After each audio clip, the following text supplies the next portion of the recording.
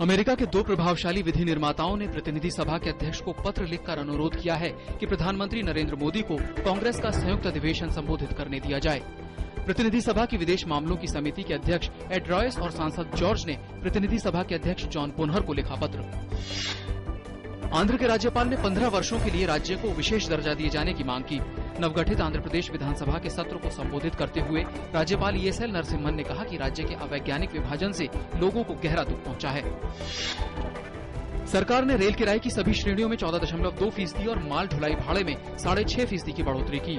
बढ़े किराए 25 जून से होंगे लागू। पिछली सरकार द्वारा पेश अंतरिम बजट में किराए बढ़ाने के प्रस्ताव को दी गई थी मंजूरी। रेल किरायों में बढ़ोतरी का तमाम विपक्षी दलों ने किया विरोध। हालांकि विशेषज्ञों ने इसका स्वागत करते हुए कहा कि भारतीय रेल की सेहत सुधारने के लिए सरकार को लेना पड़ा ऐसा कड़ा फैसला।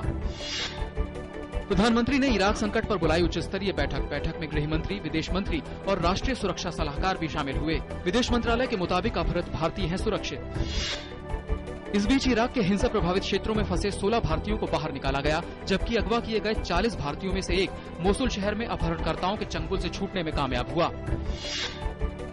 उधर इराक में सेना और उग्रवादियों के बीच संघर्ष जारी है। बगदाद के पूर्वोत्तर में स्थित मुक्तादिया शहर में आतंकियों के हमले के बाद हुई झड़पों में 30 लड़ाके मारे गए।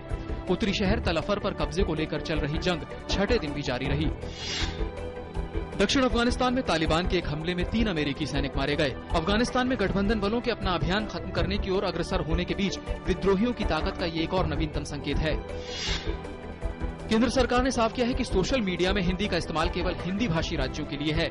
गैर हिंदी भाषी राज्यों पर हिंदी के आधिकारिक इस्तेमाल को थोपने को लेकर सरकार ने नहीं दिया कोई आदेश। मुंबई में कैंपाकोला सोसाइटी में बने अवैध फ्लैट्स को खाली कराने गई बीएमसी की टीम को खाली हाथ लौटना पड़ा। लोगों ने सोसाइटी के दरवाजे बंद कर दिए और खुद गेट के सामने अवरोध बनकर खड़े हो गए। फ्लैट्स को खाली कराने के लिए बीएमसी आज फिर से सोसाइटी जा सकती है। केंद्रीय वाणिज्य मंत्री निर्मला सीतारमण आज राज्यसभा के लिए आंध्र प्रदेश से अपना नामांकन दाखिल करेंगी। सीतारमण फिलहाल संसद के किसी भी सदन की सदस्य नहीं हैं।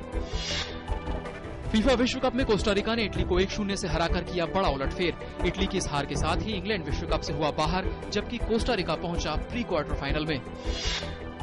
विश्व कप के एक अन्य मुकाबले में फ्रांस ने स्विट्जरलैंड को 5-2 से हराकर अंतिम 16 में जगह बनाई, जबकि इक्वाडोर ने होंडुरास को 2-1 से मात देकर प्रतियोगिता में अपनी पहली जीत हासिल की।